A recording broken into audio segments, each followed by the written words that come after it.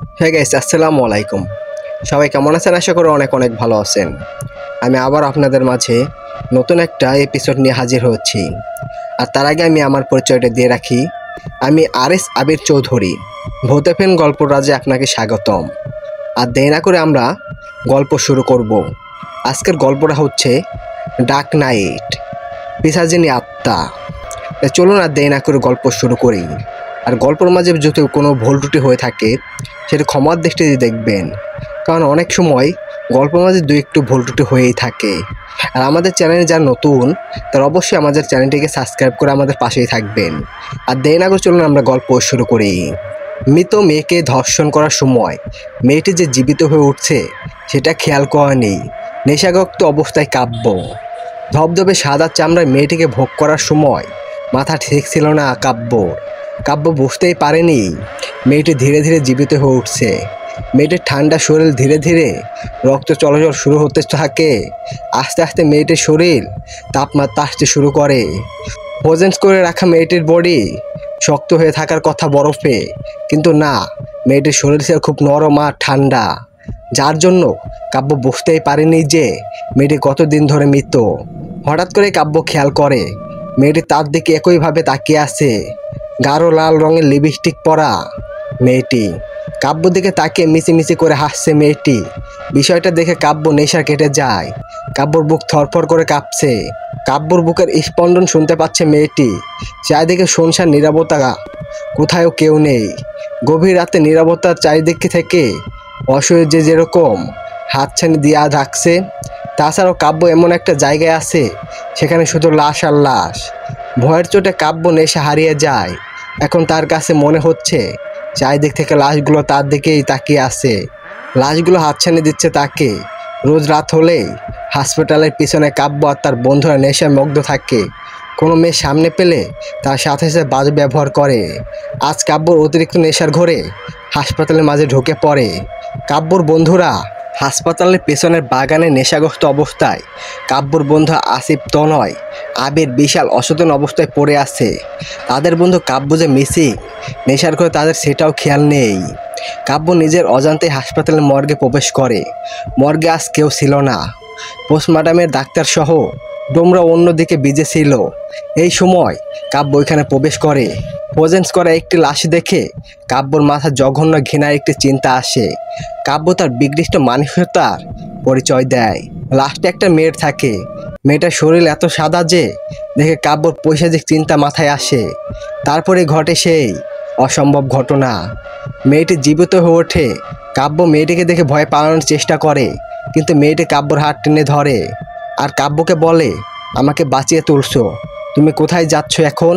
কাব্য বলে, আমার ভুল হয়ে গেছে, আমাকে মেরো না। মেয়েটি বলে, আমি কি ভূত পেত যে তোমাকে মারবো? আমাকে এরা মাঝে মাঝে অক্সিজেন দেয় আর এখানে আটকে রাখে লাশ পাহারা দেওয়ার জন্য।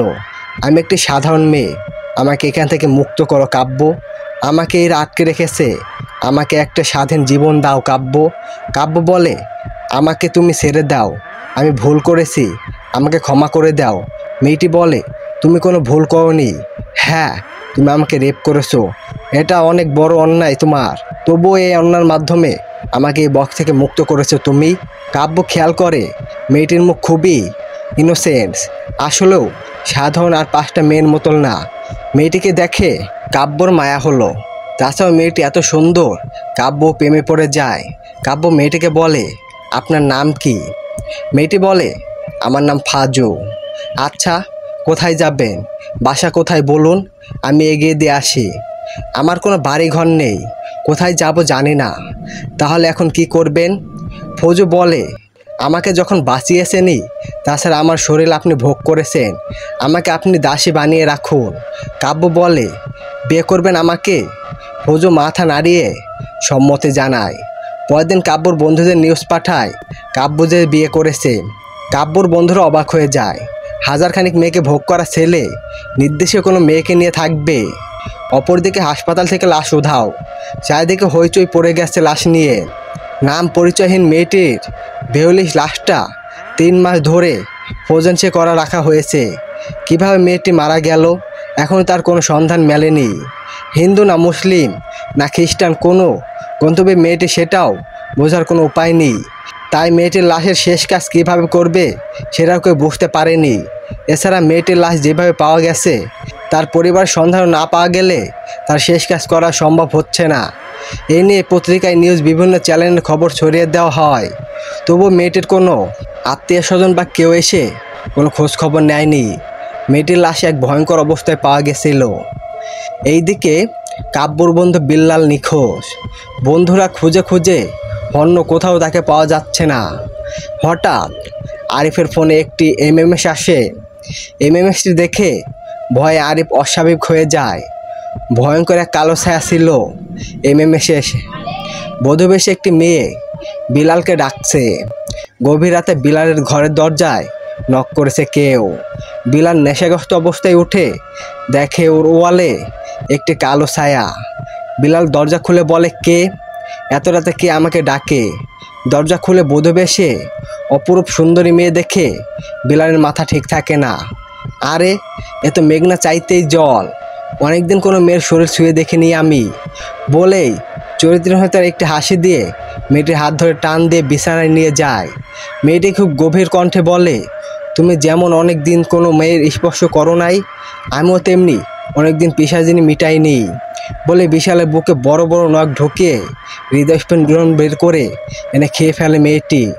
বিলালের শরীরের ভিতরে সব নাড়ি ভুঁড়ি বের করে আনে আর 2 হাত ভরে রক্ত নিয়ে খেতে থাকে।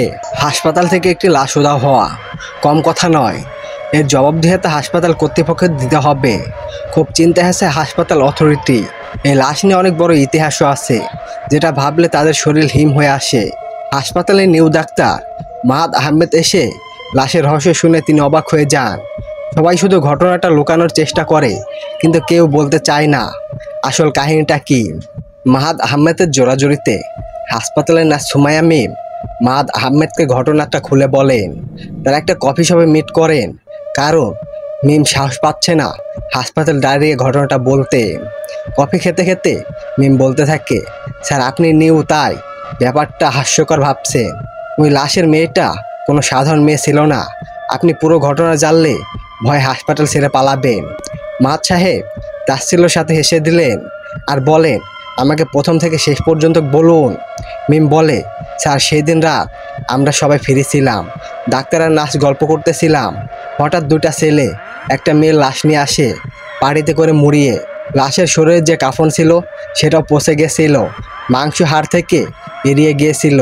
পাটির ভিতরে মেয়েটির সব মাংস খসে খসে পড়ে গেছিল। মেয়েটির চেহারা কোনো আকৃতি বোঝার উপায় ছিল না।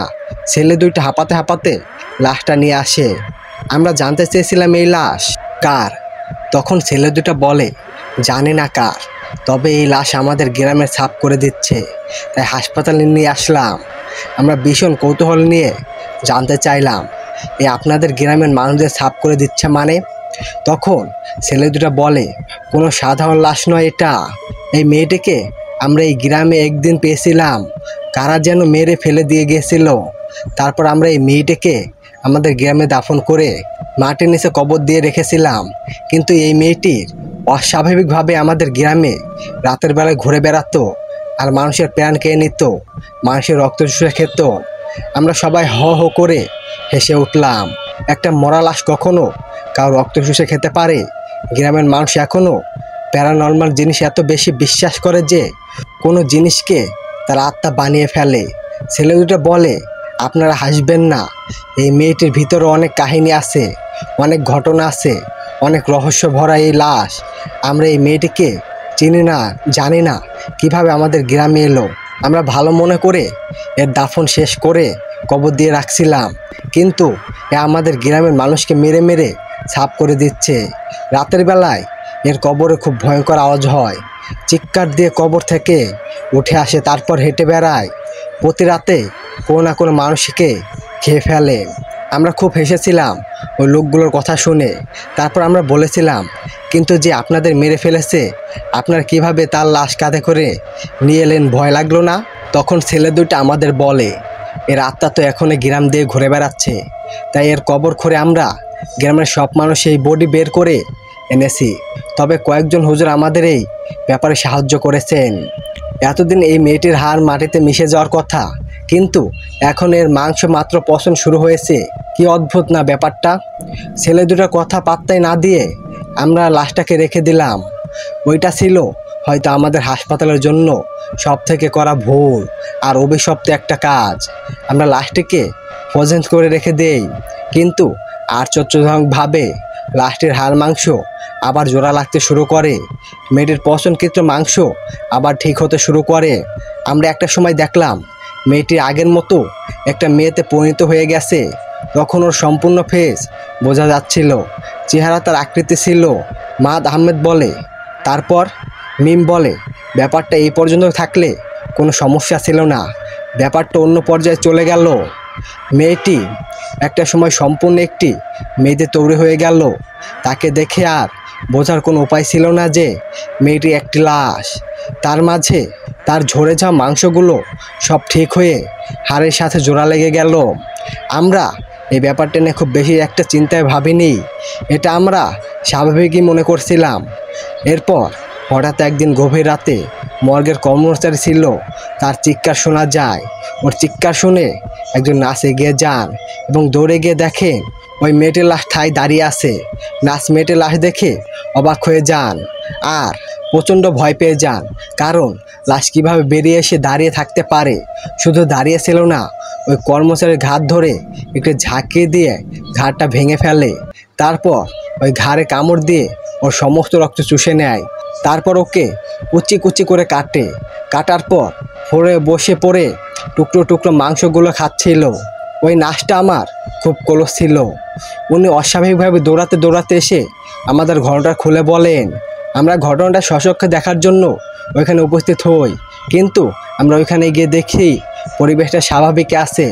আমরা ওই মেয়েটির লাশটা যেভাবে রেখে দিয়েছিলাম সেভাবেই আছে, ফলের রক্ত দাগ নেই কোথাও। তাই সেদিন আমরা ব্যাপারটা এড়িয়ে গেলাম, বিষয়টি এতটাও সিরিয়াস নিলাম না। ব্যাপারটা আমরা মনেই করেছিলাম কর্মচারী তাই হয়তো কোথাও গিয়েছে, কিন্তু একটা 7 দিন হয়ে গেল কর্মচারী কোনো খবর নেই। তাই বাড়ি আমরা যোগাযোগ করলাম, কিন্তু সেখানেও কোনো খবর আমরা পেলাম না। এরপর আমাদের হাসপাতালের সিনিয়র ডাক্তার একজন মর্গের রুমে প্রবেশ করে। উনি আর ভয় পেয়ে যান, একটা কফিন থেকে ধোঁয়া বের হচ্ছে। এরপর কফিনটার মুখ নিজে নিজে খুলে যায়। তারপর কফিনের ভিতর থেকে বেরিয়ে আসে একটি মেয়ে। মেয়েটির কফিনের ভিতরে শুয়ে অবস্থায় থেকে হঠাৎ বসে পড়ে। তারপর কফিন থেকে বাইরে বেরিয়ে এসে দাঁড়ায়। মেয়েটির চোখ দিয়ে যেন আগুনের জ্বলজ্বল সমস্ত শরীর দিয়ে কেমন একটা ধোঁয়া উঠছিল। হঠাৎ করেই ধোঁয়ার জন্য দেখে বোঝা যাচ্ছিল না এটা আসলে কার লাশ। তারপর মেয়েটির হাত বড় লম্বা হয়ে যায়, আর লম্বা হাত দিয়ে ওইখানে থাকা সদ্য একটি লাশ মেয়েটির চিবিয়ে চিবিয়ে খাওয়া শুরু করে। তবুও যেন মেয়েটির ক্ষুধা মিটছে না। তারপর তার লম্বা হাতটাকে আরও অনেক লম্বা করে পাশের রুম থেকে একজন রোগীকে টেনে নিয়ে চলে আসে হাত দিয়ে। তারপর তার ঘাড় মোটকে ভেঙে দেয় আর তার রক্ত চুষে খেতে থাকে। তারপর একটা ছুরি দিয়ে তাকে কুচি কুচি করে কাটতে থাকে। কাটা মাংসগুলো বিভ্রসভাবে খাচ্ছিল। সিনিয়র ডাক্তার এটা দেখে ওখান থেকে ভয়ে পালানোর চেষ্টা করে। মাদ মুখে হাত দিয়ে খুব চিন্তিতভাবে ছিল আর মিমের কথাগুলো খুব মনোযোগ সহকারে শুনছিল। মিস মিম, আপনি কোনো ভৌতিক মুভি দেখে এসে তার ডায়লগ বলছেন না তো? আপনি কিন্তু ভুলে যাচ্ছেন আপনি আমাকে হাসপাতালে একটি লাশ উধাও হয়েছে আর কিছু কাহিনী বলার জন্য এখানে এনেছিলেন, কিন্তু আপনি তো আমাকে হরর মুভির কাহিনী শোনাচ্ছেন। মিম বলে, না ডাক্তার, এটা কোনো হরর মুভি না। মাদ আহমেদ খুব আশ্চর্য হয়ে যান, এই ঘটনা কি সত্যিই ঘটেছে? মিম বলে, তারপরেও আরও ঘটনা আছে, আপনাকে তো এখনও কিছুই বলিনি আমি। মিম বলে, শুনুন তারপর আরও কিছু ঘটনা। ওই ঘটনার পরের দিন সিনিয়র ডাক্তারটা নিখোঁজ হয়ে যান, তাকে আর খুঁজে পাওয়া যায় না। পরের দিন হাসপাতালের কুকুরা চিৎকার দিয়ে এসে পড়ে, তাদের চোখে মুখে অনেক ভয়ের আতঙ্ক দেখা যায়। আমরা সবাই প্রশ্ন করি, এভাবে ভয় পেয়ে আসো কেন? ওরা ভয়ের কথা বলতে পারছিল না। তারপর বলে, আমরা গতকাল বাজার থেকে যে মাংস এনে ফ্রিজে রেখেছিলাম ওইটা আজ বের করে রান্না করার জন্য। মাংসের বরফ গলে যাওয়ার পর দেখে ওইটা মুরগি ছিল না। আমরা বলি, তাহলে কি ছিল? ওরা বলে, মানুষের মাংস ছিল, মানুষের হাত পায়ের নখ মানুষের চামড়া সহ মাংস কাটা, একটা মানুষের সমস্ত অঙ্গ প্রত্যঙ্গ। আমরা তো কেউ বিশ্বাসই করতে পারছিলাম না এটা কিভাবে সম্ভব। আমরা পরে রান্নাঘরে যাই আর গিয়ে দেখি ঘটনাটা সত্যি। আমরা নিজেরাই চমকে গেলাম, এটা কিভাবে সম্ভব। তখন আমাদের মনে হলো বাজারের ওই লোককে পুলিশে দেওয়া উচিত, ওই মানুষ মেরে বিক্রি করছে না তো। পরের দিন পুলিশ নিয়ে আমরা মাংসর বাজারে পৌঁছে গেলাম। যেই লোকটার কাছ থেকে ওরা মাংস কিনেছিল আমরা তার কাছে যাই। লোকটা আমাদের দেখে ভীষণ ভয় পেয়ে যায় আর এইদিকে সেই দিকে তাকাতে থাকে।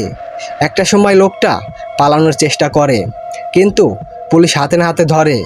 লোকটার ব্যাপারে আশেপাশে খোঁজ নিলাম, সবাই খুব রহস্যজনকভাবে কথা শোনাচ্ছে লোকটাকে নিয়ে। এর মাঝে মাহাদের ফোন বেজে ওঠে। স্যার দ্রুত আসুন, একজন ইমার্জেন্সি রোগী এসেছে হাসপাতালে। মাহাদ মিমকে বলে, মিম বাকিটা রাতে শুনবো, চলো ইমার্জেন্সি রোগী এসেছে। এদিকে কাব্য ওর ফ্রেন্ডের বারবার ফোন দিচ্ছে তার বউ দেখার জন্য। এই 2 দিনে কাব্যর ফোন অফ ছিল আর সেই নতুন বউ নিয়ে হোটেলেই ছিল। এটা ফজর চাওয়া ছিল সে হোটেলে থাকবে। কাব্যর ফ্রেন্ড বেলাল মারা গেছে, নিউজটা শুনেই কাব্য ভেঙে পড়ে। অনেক ক্লোজ ফ্রেন্ড ছিল তার, এইভাবে কিভাবে মারা যেতে পারে। এইদিকে আরিফ খুব অস্বাভাবিক হয়ে পড়ে নিজের ফোনে এমএমএসটা দেখে। আরিফ বাকিদের এমএমএসটা দেখানোর আগেই সেটা ডিলিট হয়ে যায়। বেলালের মৃত্যু রহস্য কেউ জানতেও পারল না, একমাত্র আরিফই জানতে পেরেছিল, কিন্তু কাউকে তার প্রমাণ দেখাতে পারেনি।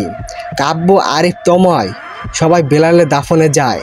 কবর জিয়ারতের সময় আরিফ দেখে বেলাল তার সাথে দাঁড়িয়ে কবর জিয়ারত করছে আর কাঁদছে। আরিফ প্রচণ্ড ভয় পেয়ে যায় আর খুব জোরে জোরে চিৎকার দেওয়ার চেষ্টা করে, কিন্তু অস্বাভাবিকভাবেই আরিফের গলার ভয়েস বের হয় না। আরিফ হাজারো চেষ্টা করলেও গলা দিয়ে স্বর বের হতে পারছে না। আরিফের সমস্ত শরীর যেন অবশ হয়ে আসছে। তার পাশে দাঁড়িয়ে আছে তনয়। আরিফ তনয়কে ডাকার চেষ্টা করছে, কিন্তু তনয় কিছুতেই আরিফের দিকে ঘুরেও দাঁড়াচ্ছে না, কারণ ওরা কবর জিয়ারতে বিজি আছে। এর মাঝেই বেলাল আরিফের কানের কাছে গিয়ে কথা বলে, কিরে আরিফ, ওদের ডাকছিস কেন? আমি তো শুধু তোর সাথে দেখা করতে এসেছি। আরিফ বলে, তুই না মারা গেছিস, তাহলে তুই আমার পাশে কিভাবে এলি? বেলাল হাহা করে জোরে হেসে দেয়। তার হাসিতে যেন ভুবন কাঁপছে, কিন্তু ওর হাসির সাউন্ড আর কেউ শুনতে পাচ্ছে না, একমাত্র আরিফে শুনতে পাচ্ছে। বেলাল বলে, ওরা আমাকে দেখতে পাবে না, যার যার সময় হলে সে ঠিকই আমাকে দেখতে পারবে। বলেই বেলাল কবর উপর গিয়ে শুয়ে পড়ে, হাসতে হাসতে মিশে যায়। আরিফ বুঝতে পারছে না তার সেরাটা কী হচ্ছে আর তার সাথেই বা কেন হচ্ছে। হঠাৎ করেই তনয়ের ফোনে একটা ফোন আসে। ফোনটা কেটে দিয়ে তনয় বলে, কাব্য, বেলালের মৃত্যুর খবর শুনে সানি আর নাইম আসছে, ওরা স্টেশনে আছে, ওইখান থেকে এগিয়ে নিয়ে আসতে বলছে। কাব্য বলে, তাহলে ওদের জন্য গাড়ি পাঠিয়ে দিই। তনয় বলে, ওকে তাই কর। এরপরেই তনয় আবার ফোন দেয় সানির কাছে। সানি কাব্যর গাড়ি পাঠাচ্ছে, তোরা চলে আয় গাড়িতে উঠে। আমরা সবাই কাব্যর বাড়িতেই যাচ্ছি। সানি বলে, গাড়ি নিয়ে তো কাব্যর বউ এসেছে। তনয় কাব্যকে বলে, এই কাব্য, তুই গাড়ি নিয়ে ভাবিকে যেতে বলেছিস? কাব্য বলে, কই না তো। তনয় বলে, সানি যে বলল কাব্যর বউ এসেছে গাড়ি নিয়ে। কাব্য অবাক হয়ে যায়, ও তো ফজুকে বলেইনি গাড়ি নিয়ে যেতে। কাব্য তনয়কে বলে, হয়তো বাসার ল্যান্ডলাইনে ফোন দিয়েছিল, তাই ফজু ফোনটা ধরে আমাকে না পেয়েই ওদের আনতে গেছে। তনয় বলে, যাক, ভাবি তাহলে যথেষ্ট বুদ্ধিমতী আছে। কাব্য, তনয় আর আরিফ তার বাড়িতে পৌঁছে যায়। এখনও পৌঁছায়নি সানিরা, তাদের জন্য খাবারের ব্যবস্থা করতে হবে। কাব্য বাড়িতে এসে দেখে ভিন্ন রকমের খাবার রান্না করা রাখা। কাব্য অবাক হয়ে যায়, ফজু তো বাসায় নেই, তাহলে রান্নাটা করলো কে? কাব্য ফ্রেশ হওয়ার জন্য নিজের রুমে যায়। সেখানে গিয়ে কাব্য আবারও চমকে যায়, এ কি, ফজু এখানে শুয়ে আছে, তাহলে গাড়ি নিয়ে ওদের আনতে গিয়েছিল কে? কাব্য ফজুকে ডাকে, ওই ফজু, ফজু। ফজু গভীর ঘুমে মগ্ন আছে। অনেকক্ষণ ডাকার পর ফজুর জ্ঞান ফিরল। ফজু বলে, আপনি এইভাবে ডাকছেন কেন? তুমি এখানে শুয়ে আছো, তুমি না সানিদের আনতে গিয়েছো? সানিকে? হোয়াট সানি মানে? সানি আমার ফ্রেন্ড, তুমি না ওদেরকে আনতে গেলা। আমি কিভাবে আনতে যাব? আমি কি তাদের চিনি কাব্যবাবু? কিন্তু সানি যে বলল আমার বউ তাদের আনতে গেছে, কাকে আপনার বউ ভেবেছে কি জানি। আচ্ছা, ওরা এলে তো দেখতেই পারবেন আমি ওদের সাথে আছি কি না। তুমি এইভাবে শুয়েছিলে কেন? আসলে আমি খুব ভয় পেয়েছিলাম। আপনাকে বলা ঠিক হবে কি না জানি না।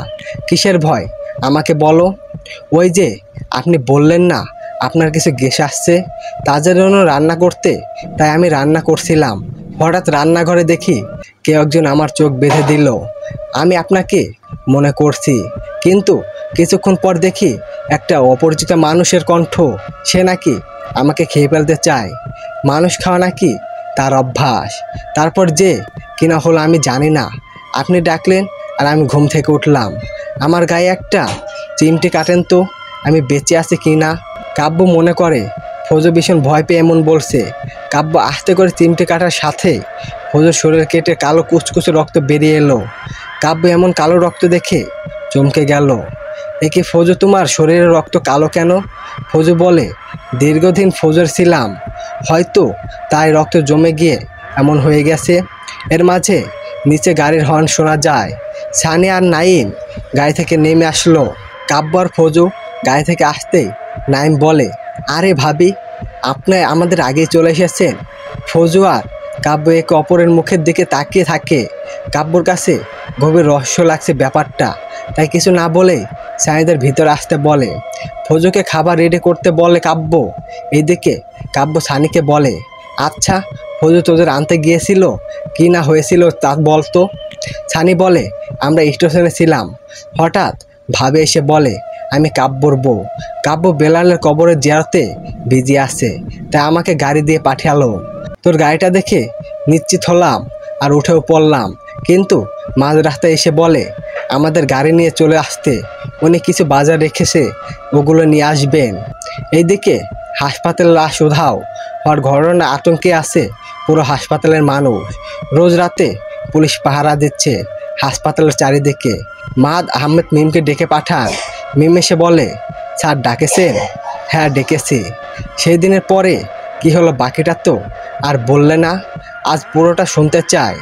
মিম তারপর থেকে বলা শুরু করে, স্যার আমরা মাংসের বাজারে গেলাম, যেই লোকটা মুরগির পরিবর্তে মানুষের মাংস মিশিয়ে দিয়েছিল, সেই লোকটাকে চোখে মুখে অন্যরকম লাগছিল। আশেপাশের দোকানগুলোতে খোঁজ লাগালাম, তারা বলে ওই লোকটা কারো সাথে মেশে না, গভীর রাতে আসে, তবে গরুর মাংস খাসির মাংস নিয়ে আসে না, একটা করে মানুষ এনে জবাই দেয় আর তারই মাংস বিক্রি করে। লোকটা কখন আসে কখন যায় বোঝেই না। এই মাসখানেক হয়েছে তার এমন অদ্ভুত আচরণ। এসআই শুভ লোকটাকে লাঠি দিয়ে কয়েক ঘা দেওয়ার পরই বেরিয়ে আসে তার কাহিনী। যার মাংস বিক্রি করেছে তার কাটা মাথা বেরিয়ে নিয়ে আসে। কাটা মাথা দেখে আমি সেন্সিলেন্স হয়ে গেছিলাম। এই মাথাটার কারণ নয় আমাদের সিনিয়র ডাক্তারের। আশেপাশে লোকজন অদ্ভুত রহস্যময় কিছু জিনিস বলে। আশেপাশে লোকজন যখন বলছিল লোকটি যখন গভীর রাতে আসে এবং তার সাথে একটি মহিলা আসে, আমরা সত্যিই খুব অবাক হয়ে গেছিলাম।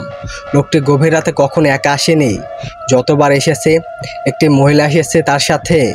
তখন আমরা অবাক হয়ে যাই যে একটা মহিলা মানুষের মাংস বিক্রি করার মতো এমন জঘন্য কাজে জড়িত। লোকটি নাকি বিগত 1 মাস ধরে এমন অদ্ভুত চলাফেরা গভীর রাতে যাতায়াত করে। কোনো মানুষের সাথে মেশে না, কারোর সাথে কথা বলে না, শুধুমাত্র চুপি চুপি গভীর রাতে আসে আর একটা মহিলাকে সাথে নিয়ে এসে কথা বলে আর মানুষের মাংস বিক্রি করে। এসআই শুভ বলে, আপনারা বিষয়টা পুলিশকে জানাননি কেন? আমরা পুলিশকে অনেকবার জানানোর চেষ্টা করেছি। আমরা যতবারই পুলিশকে জানানোর চেষ্টা করেছি ততবারই আমরা কোনো না কোনো সমস্যাই হয়েছে, তাই আমরা ভয়ে আর জানাইনি। আশেপাশে লোকজন বলে এটা কোনো স্বাভাবিক ঘটনা না।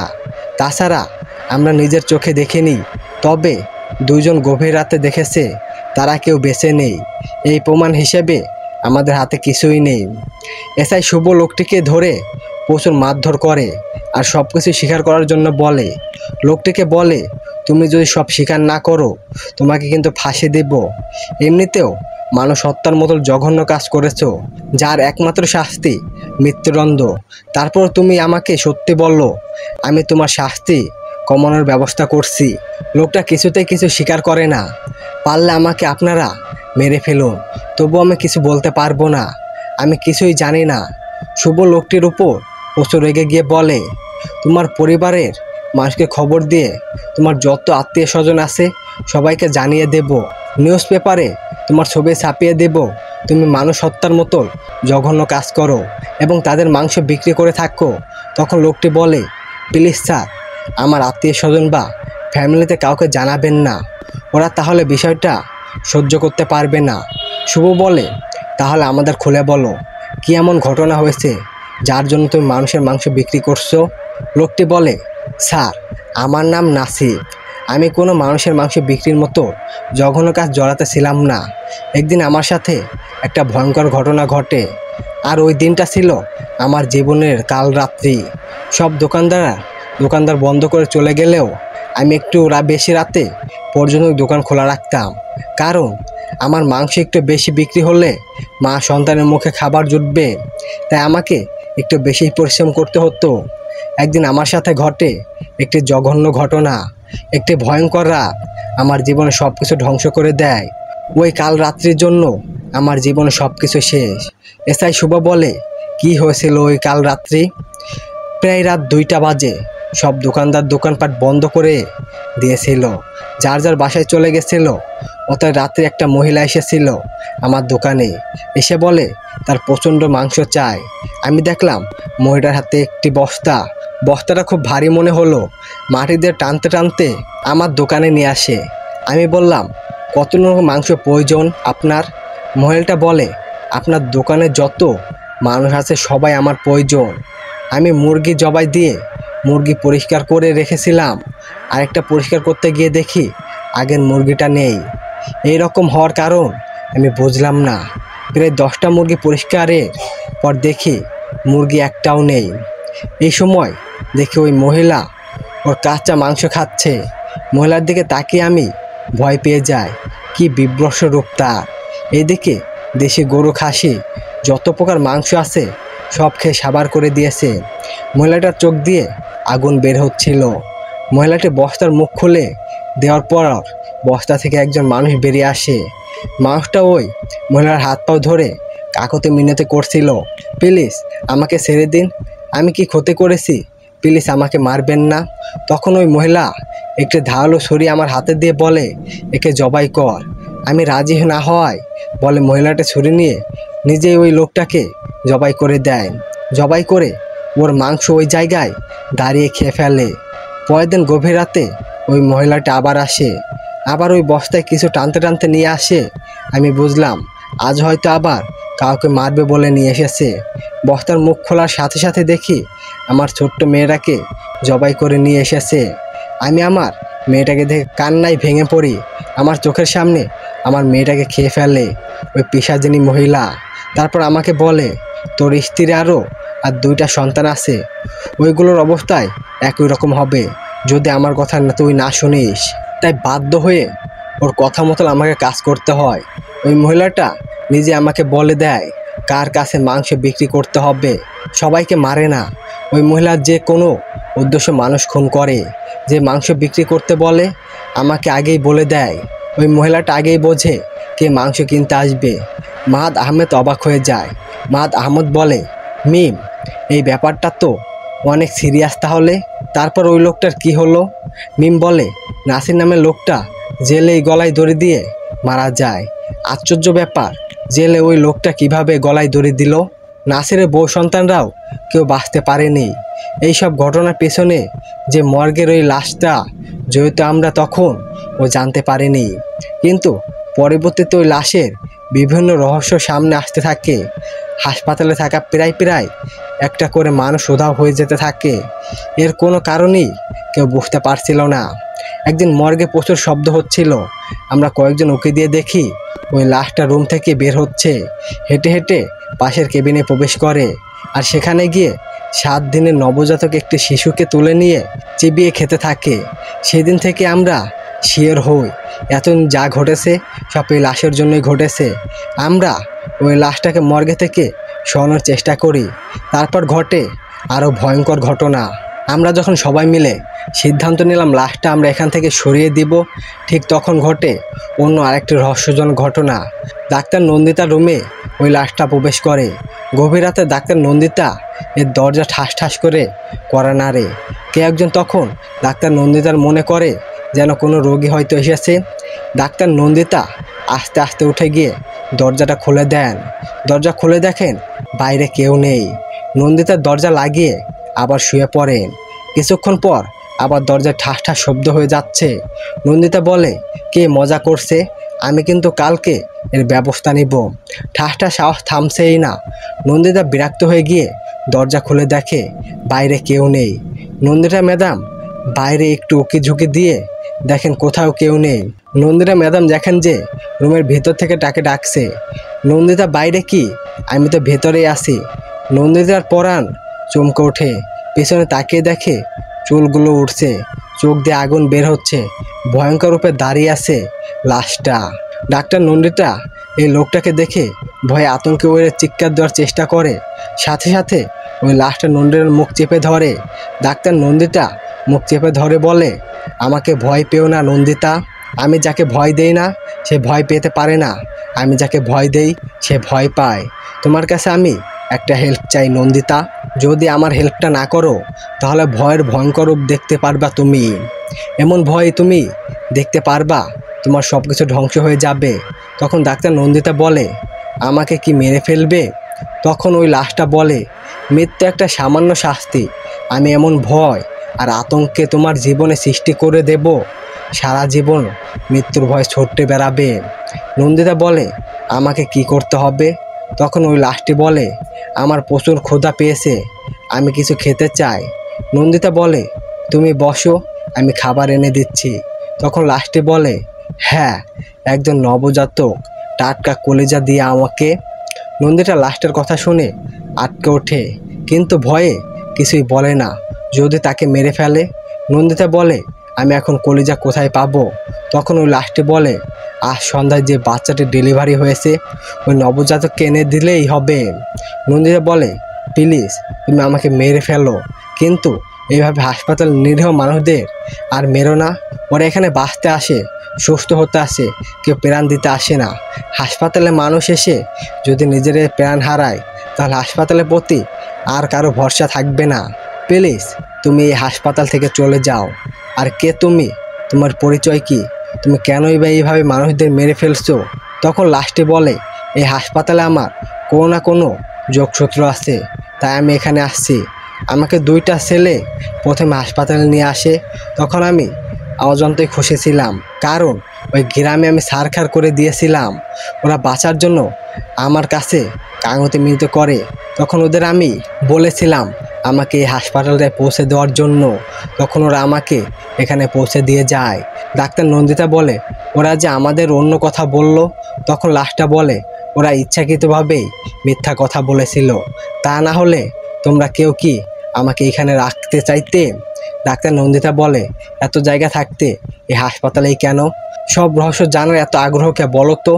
আমার খুব ক্ষুধা লেগেছে, আমার জন্য খাবার এনে দাও। নন্দিতা লাশটাকে বলে, ঠিক আছে, তুমি আমার কলেজা খাও, আমার কোনো আপত্তি নেই, তবুও হাসপাতালে ছেড়ে চলে যাও প্লিজ। এই হাসপাতালে আর কোনো ক্ষতি করো না। তখন ওই লাশটা বলে, আমি আর কারো ক্ষতি করব না, তবে আমাকে একটা উপকার করলে তবে আমি আর কোনো ক্ষতিই করব না। আমার কয়েকটা কাজ আছে নন্দিতা, আমি সেগুলো করতে চাই। আমি আমার দেহ এখানে রেখে আমার আত্মা নিয়ে বাইরে দিয়ে সেই কাজগুলো করবেও, কিন্তু আমার দেহটা সুরক্ষিত দায়িত্ব তোমার দিতে হবে। তাহলে নির্দিষ্ট সময় পর আমি নিজেকে এখান থেকে চলে যাব। আমার দেহ যদি কোনো ক্ষতি হয় তাহলে কিন্তু আমি হাসপাতালে আগুন জ্বালিয়ে দিব। একটা মানুষকেও বাঁচিয়ে রাখবো না, তোমাদের পরিচয়ে কাউকে বাঁচিয়ে রাখবো না। তখন ডাক্তার নন্দিতা বলে, তুমি যে কাজ করবা করো, কিন্তু আর কোনো নিরীহ মানুষের প্রাণ নিও না। তখন ওই লাশটা বলে, আমি যার দিকে নজর দিয়েছি কোনো না কোনোভাবেই খারাপ ছিল, আর যাদের মা বাবা খারাপ তাদের সন্তানের প্রতি আমি নোটিশ দিয়েছি। নন্দিতা বলে, মা বাবার দোষের জন্য সন্তানকে প্লিজ মেরো না, তারা তো নির্দোষ। তখন লাশটা বলে, তুমি খুব ভালো, শোনালে তোমার কথা আমি মেনে নেব। আমি আর কোনো নির্দোষ মানুষকে মারবো না। তাহলে আমার দেহটা এই হাসপাতালে আমি রেখে এখন থেকে চলে যাচ্ছি। আমার কিছু কাজ আছে, সেগুলো আমাকে করতে হবে। আমার দেহের যেন কোনো ক্ষয়ক্ষতি না হয় সেটার দিকে খেয়াল রেখো। আমি যে ফিরে এসে আমার দেহ নিয়ে এখান থেকে যেতে পারি। আমার দেহ যদি অক্ষত না থাকে এর পরিমাণ কিন্তু তোমাদের ভুগতে হবে। ডাক্তার নন্দিতা বলে, ঠিক আছে, তোমার দেহ আমরা সুরক্ষিত করে রাখবো, কোনো ক্ষয়ক্ষতি আমি হতে দেব না। মিম মাহাত সাহেবকে বলে, এবার বুঝলেন কেন এই লাশটা উধাও হওয়ার জন্য আমরা এতটা চিন্তিত। এই ঘটনা সম্পূর্ণ সত্যি, আর এই হাসপাতালে আমাদের সাথে ঘটেছে। ওর দেহটা এখান থেকে উধাও হয়ে গেছে। ফিরে এসে ওর দেহ না পেলে আমরা কেউ বাঁচবো না, সবাইকে মেরে ফেলবে। এতগুলো লাশের মাঝ থেকে ওই লাশটা কেন মিসিং সেটা নিয়ে চিন্তিত আছি আমরা। মাহাত আহমেদ একটা দীর্ঘ নিঃশ্বাস ছেড়ে বলে, মেয়েটাকে দেখার অনেক কৌতূহল জেগেছে আমার। আপনার মুখে মেয়েটার সৌন্দর্যের গল্প শুনতে শুনতে আমি এখন কল্পনার জগতে মেয়েটাকে নিয়ে ভাবা শুরু করেছি। মেয়েটার আত্মা হোক আর পিশাচিনী হোক, মেয়েটাকে ভালোবেসে ফেলেছি। মিম বলে, নিজের সাথে আপনার কিছু ঘটেনি তাই মজা করছেন মাহাত বাবু, না হলে বুঝতেন। মাহাত বলে, মিম আমার সাথে যেটা ঘটছে সেটা শুনলে নিজের শরীর শিউরে উঠবে তোমার। আমি নিজের দেশে ছেড়ে পালিয়ে এখানে এসেছি বাঁচার জন্য। মিম বলে, কেন মাহাত বাবু? মাহাত আহমেদ বলে, আমি মনে করতে চাই না ওই ভয়ঙ্কর ঘটনা। মিম বলে, প্লিজ বলুন না কি হয়েছিল। মাহাত আহমেদ বলে, মিম আমার সম্পর্ক জানলে অবাক হয়ে যাবে। আমার এক ভয়ঙ্কর অতীত আছে। আমি ট্যুরে গেছিলাম পাহাড়ি এলাকায়। ওই জায়গায় অনেক জায়গায় থেকেই মানুষ এসেছিল। ওইখানে একটি ভয়ঙ্কর বটগাছ আছে যেখানে অশরীরদের বসবাস। ওইখানে গিয়ে অনেক ঘটনায় শুনতে পাই ওই বটগাছকে কেন্দ্র করে। একদিন রাতের বেলায় আমার ভালো লাগছিল না, আমি তাই রাতে ফটোগ্রাফের জন্য বেরিয়েছিলাম। তখন ওই বটগাছের ওইখানে কিছু আওয়াজ শুনতে পাই। আমি বটগাছের নিচে কোনো একটা মেয়ের চিৎকার শুনতে পাই।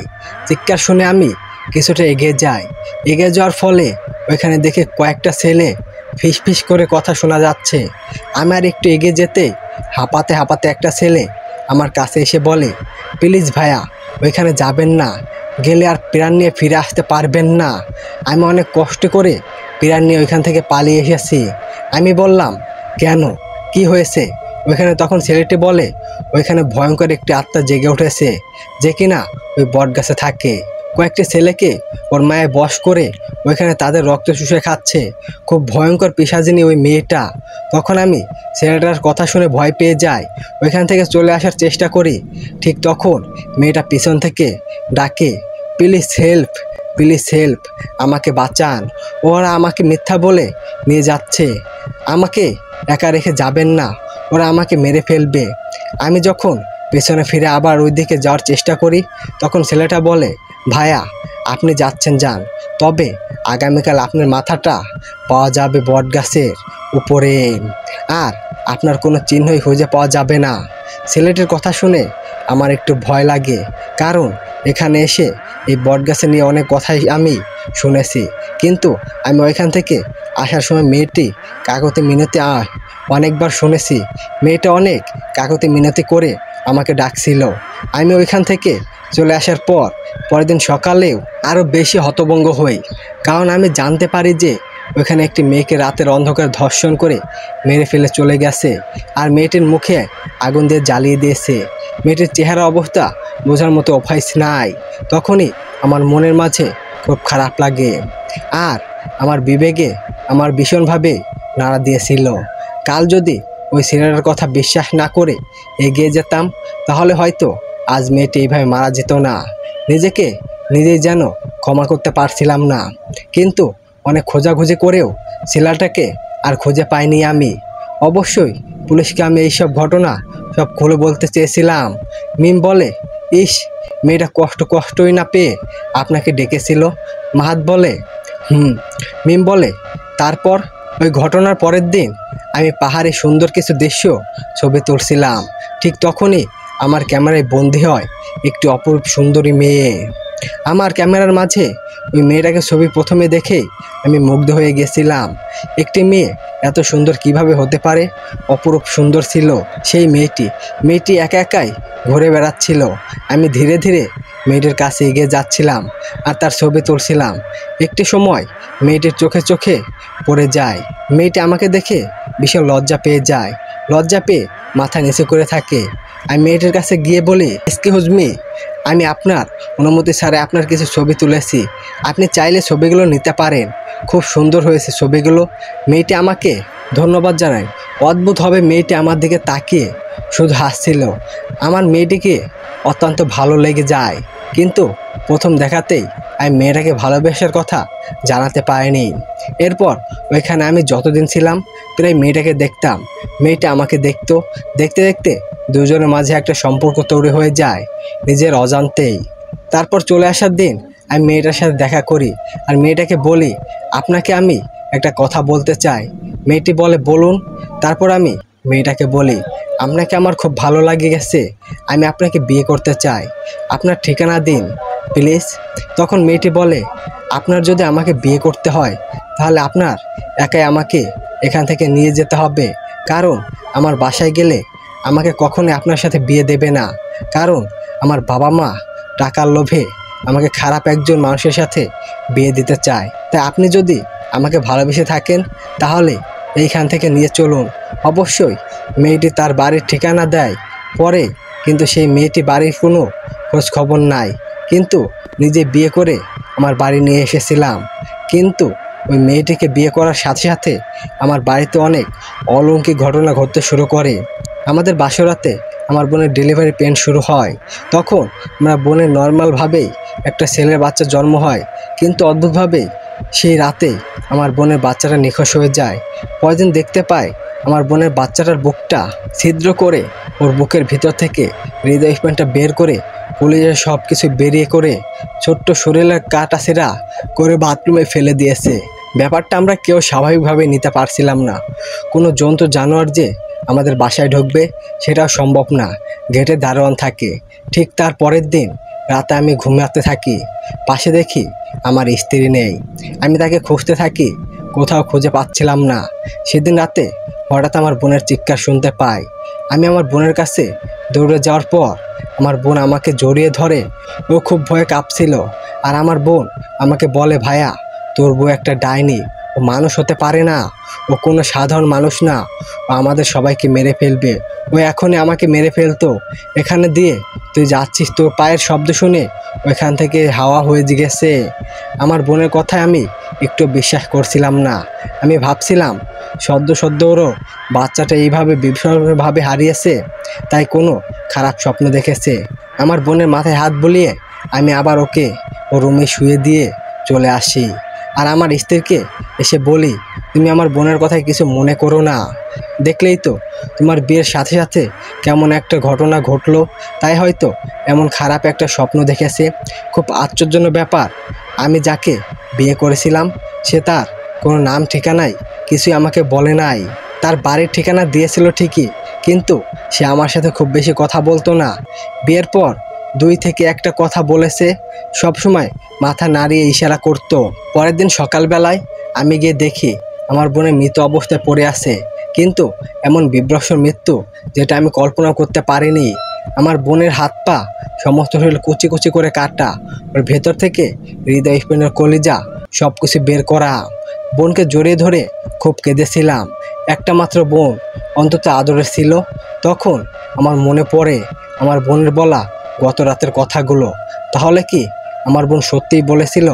তখন আমি আমার স্ত্রীকে কিছু বলবো সেই মুহূর্তেই এসে আমাকে বলে, আমি আপনার বাড়ি থেকে চলে যাব, এখানে থাকলে আমি বাঁচব না, এখানে তো কোনো ভৌতিক ব্যাপার আছে।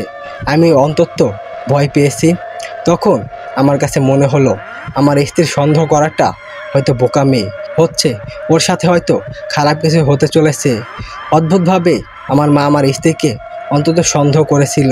আমার মা আমাকে বলে, তোর বউ কোনো সাধারণ মেয়ে না বাবা, ওর মাঝে অন্তত খারাপ কিছু আছে, তুই ওকে কোনো জায়গায় থেকে বিয়ে করে নিয়েছিস, তুই একটু খোঁজ নিয়ে দেখ তার ফ্যামিলিতে। আমি আমার স্ত্রীর দেওয়ার ঠিকানায় খোঁজ খবর নেওয়ার চেষ্টা করি, খোঁজ নিয়ে জানতে পারি ওই যে বাড়ির ঠিকানা দিয়েছে সেই বাড়িতে মেয়ে কিছুদিন আগে মারা গেছে। একটা মৃত মেয়ে কীভাবে আমার স্ত্রী হতে পারে? এটা আমার কাছে একটা কাল্পনিক ঘটনা বলে মনে হলো। আমি আমার বন্ধুদের কাছে ঘটনাটা শেয়ার করলাম। তখন আমার বন্ধুরা বলে, তোর সব কিছুই জেনে শুনে বিয়ে করা উচিত ছিল, তবে এমনও হতে পারে ওই বাড়িতে 2টা মেয়ে আছে, তার একটা মারা গেছে আর একটা তোর সাথে বিয়ে হয়েছে। বন্ধুদের কথায় আমার মনে একটু শান্ত হলো। আমার কাছে মনে হলো এটা হতে পারে। আসলেই তো একটা মৃত মেয়ে কিভাবে আমার স্ত্রী হবে। তবুও আমার মনটা কেমন যেন করছিল, কোথাও কোনো একটা গরমিল আছে। সব কিছুই কেমন যেন সন্দেহ হচ্ছিল আমার। সেই দিন বাড়িতে এসে আমি আমার মায়ের রুমে গেলাম। তারপর আমি আমার মাকে প্রশ্ন করলাম, আমার স্ত্রীর সম্পর্কে খোঁজ খবর নিতে বললে কেন? তুমি কি কোনো কিছু দেখেছো? তখন আমার মা আমাকে যেটা বলল শোনার জন্য আমি মোটেও প্রস্তুত ছিলাম না। আমার মা আমাকে বলে, বাবা তুই যখন বাসায় থাকিস না তখন ওই বাড়িতে অদ্ভুত কিছু ঘটনা ঘটে। আমি বললাম, তুমি কি দেখেছো মা? আমাকে খুলে বলো। আমার মা আমাকে বলে, তোর বউকে আমি হঠাৎ দেখি বাসায় থেকে বের হচ্ছে। আমি ভাবলাম নতুন বউ একা কোথাও যাবে, তাই আমি তার পিছন পিছন গেলাম। কিন্তু আমি ওর পিছনে গিয়ে যেটা দেখলাম সেটা দেখার জন্য মোটেও প্রস্তুত ছিলাম না। তোর বোনের কবরের কাছে গিয়ে তোর বোনের কবর খুঁড়ে তার অর্ধেক পচা মাংসগুলো ও বিভ্রষ্টভাবে খাচ্ছিল। দেখে আমার শরীরের সমস্ত লোম শিউরে ওঠে। যে একটা কোনো সাধারণ মেয়ে না, কোনো পিশাচিনী নইলে কোনো ভয়ঙ্কর আত্মা হবে। আমি তোর বউকে কিছুই বুঝতে না দিয়ে তারপর থেকে আমি চুপচাপ থাকি। আমি ওকে ফলো করতে থাকি, দেখি ও আর কি করে। আমার সন্দেহ যতটুকু সত্য সেটা আমি শিওর হওয়ার জন্য চেষ্টা করি। এর পরের দিন আমি দেখতে পাই তোর বউ ঘরে শুয়ে আছে, আকাশের দিকে তাকিয়ে, একদম উপর বরাবর তাকিয়ে আছে। চোখের পলক পড়ছে না, অপলকভাবে তাকিয়ে আছে। চোখের পলক না পড়তে না দেখে আমার মনের মাঝে খুবই সন্দেহ হয়। কারণ একটা মানুষের পক্ষে কিভাবে সম্ভব একবার চোখের পলক না ফেলে থাকা। আমি গিয়ে ওর শরীরে হাত দিয়ে দেখি ওর সমস্ত শরীর পানির ফোঁটার মতো হয়ে গেছে। মানে এমন একটা ব্যাপার, একটা বরফের খণ্ড ফ্রিজ থেকে বাইরে রাখলে যেরকম পানি গলতে থাকে ওর শরীর থেকে ওরকম পানি ঝরছিল। আর ওর শরীরটা একদম শক্ত হয়েছিল। আমি নাড়াচাড়া দিলেও ও তাকাচ্ছিল না। আমার কাছে তখন খুব ভয় লাগে। এরপর আমি বাইরে এসে দেখি তোর বউ ওয়াশরুম থেকে গোসল করে বের হচ্ছে। আবার কাঠের পুতুলের মতো একজন শুয়ে আছে। মায়ের কথা শুনে আমার শরীরের সমস্ত লোম শিউরে ওঠে। তারপর আমি আমার স্ত্রী আর সেই ঠিকানায় আবারও খোঁজ লাগালাম। ওর নামটা ওর মুখ দিয়ে জানতে পারিনি কখনো, আমাকে কখনো ওর নামটাও বলেনি। আমি অনেক চেষ্টা করে খোঁজ নেওয়ার পর জানতে পারলাম যে মেয়েটি ধর্ষণ হয়ে মারা গেছে সেই মেয়েটিকে আমি বিয়ে করেছি।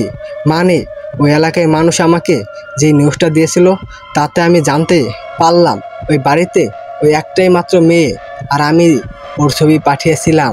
ওই ছবি দেখে তারা আমাকে কনফার্ম করে দেয় ওই মেয়েটি সেই মেয়ে, যে মেয়েটি ধর্ষণ হয়ে মারা গেছে। তখন আমি কি করব কিছুই বুঝে পারছিলাম না। আমার প্রচুর ভয় লাগছিল যে আমার ঘরেই কি সত্যি কোনো আত্মা এসে বসবাস করছে। আমি তখন কি করব আমার মাথায় কাজ করছিল না। এইদিকে ওকে আমি প্রচুর ভালোবেসে বিয়ে করেছিলাম। সেই দিন আমি বাড়িতে গিয়ে দেখি আমার মায়ের সাথে অন্তত খারাপ কিছু ঘটেছে। আমার স্ত্রী আমার মায়ের বুকের ভিতরে তার 5 আঙ্গুল বড় বড় নখ দিয়ে হৃদয় স্পন্দে বের করে আনার চেষ্টা করছে। আমি সাথে সাথে গিয়ে আমার স্ত্রীর কাছে হাত জোর করি, তুমি কে? প্লিজ আমার মাকে ছেড়ে দাও। আমার ফ্যামিলিকে ধ্বংস করেছো, কিন্তু আমার মাকে মেরো না। আমার গলা ধরে উঁচু করে কয়েক কিলোমিটার দূরে আমাকে ছুঁড়ে ফেলে দিল। আমি সেখান থেকে আবার আমার বাড়িতে ফিরে আসতে আসতে দেখি আমার মায়ের মাংসগুলো চিবিয়ে চিবিয়ে খাচ্ছে। আমার মায়ের শরীরের কোনো অস্তিত্বই নেই। আমি তখন ওকে বলছিলাম, তুমি কেন আমার মাকে মারলে? কি ক্ষতি করেছিলাম? তখন আমাকে বলে, সেদিন আমি তোর সামনে কাগজে মিনতি করছিলাম আমার প্রাণ বাঁচানোর, কিন্তু তুই নিজের প্রাণ বাঁচানোর জন্য পালিয়ে গেছিলি। তোর জন্য আজ আমার মামা পাগল হয়ে গেছে আমাকে হারিয়ে, তাই আমিও তোর পরিবারকে নিয়ে তোকে পাগল বানিয়ে দিলাম। বলেই একটা বিভ্রষ্ট হাসি হাসছিল, কিন্তু আমাকে মেরেছিল না। সেই দিন চারিদিক থেকে লোকজন এসেছিল আমাদের বাসায় আমার চিৎকারে। এরপর সেখান থেকে আমি টেকনাফ হয়ে এখানে চলে আসি। আমি কেমন যেন পাগল হয়ে যাচ্ছিলাম। ওইখানে চেনা পরিচিত মানুষের ভিড়ে থেকে আমি পালিয়ে এখানে এসেছি, কারণ আমার জীবনের সাথে যেটা ঘটেছে সেটা কোনো সাধারণ ঘটনা নয়। মিম শুনে অবাক হয়ে যায়, তার মানে একজন আত্মা আপনাকে বিয়ে করেছিল? মাদ আহমেদ বলে, একজন আত্মা আমাকে বিয়ে করেছিল, আর সে আমার সব কিছু কেড়ে নিয়ে চলে গেছে। মিমের শরীর যেন হিম হয়ে আছে। এমন ভয়ঙ্কর ঘটনা মিম জীবনেও কখনো শোনেনি। একটা মানুষের সাথে ছলনা করে একটা আত্মা বিয়ে করে নিয়েছিল। সেই দিন রাতে এসআই শুভ হাসপাতালে আসে, কারণ ওই লাশ উধাও হওয়ার ইনভেস্টিগেশন কেসটা এসআই শুভর হাতে গিয়েছে। লাশটার ব্যাপারে মানুষের মুখে মুখে অনেক গুজব শুনেছে।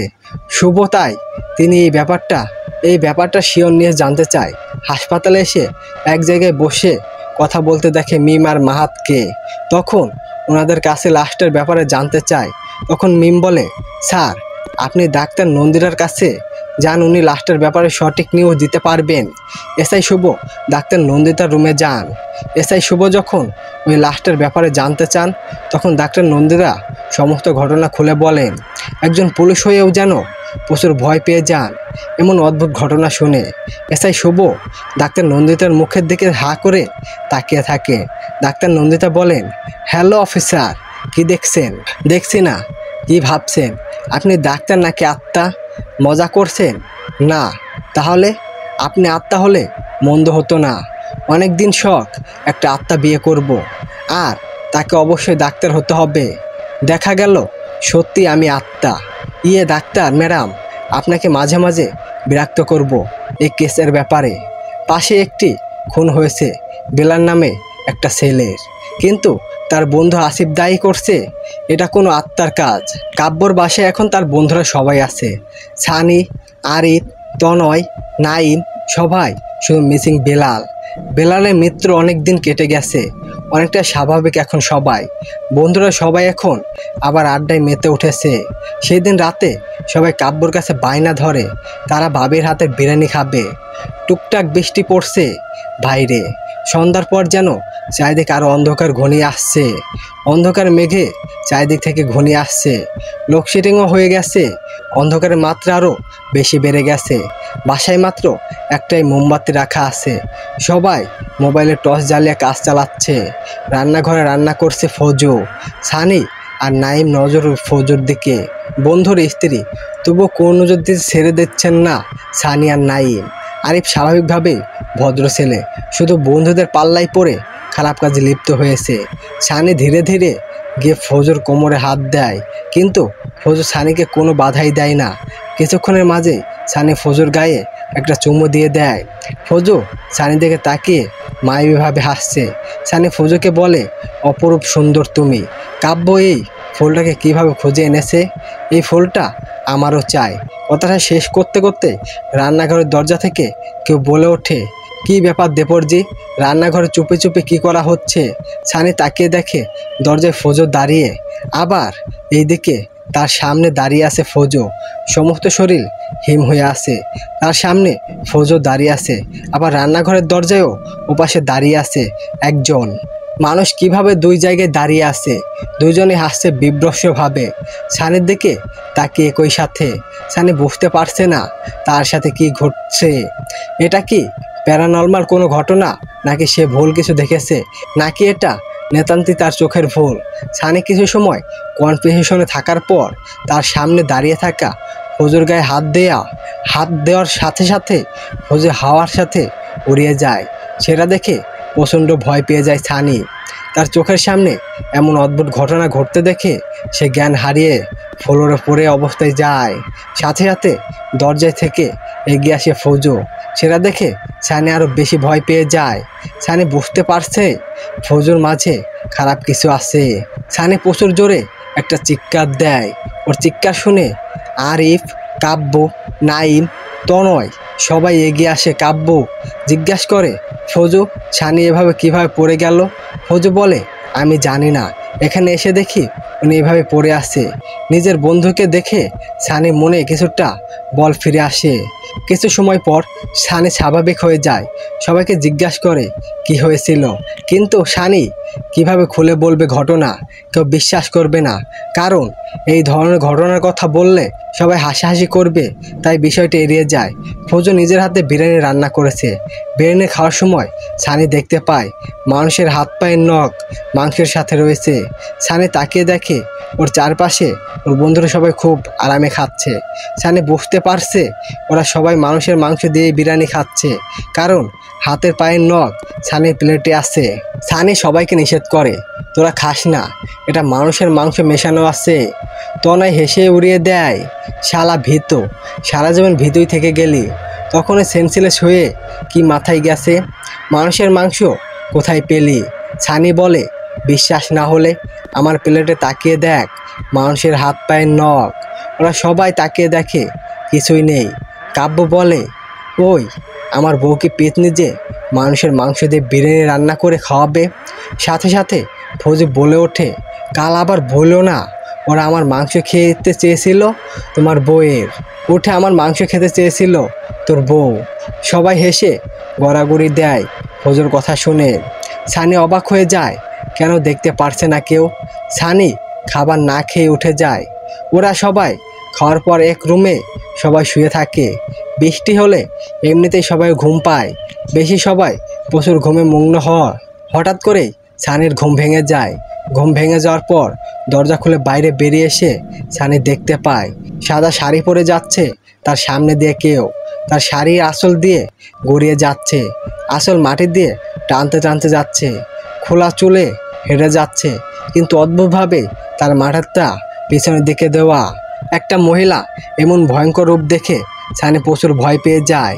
ভয়ঙ্কর রূপে সেই মহিলা সানির কাছে এগিয়ে আসে আর বলে, আজ সারাদিন কিছুই খাইনি, তোর মাংস খাবো বলে অট্টহাসিতে গড়িয়ে পড়ে।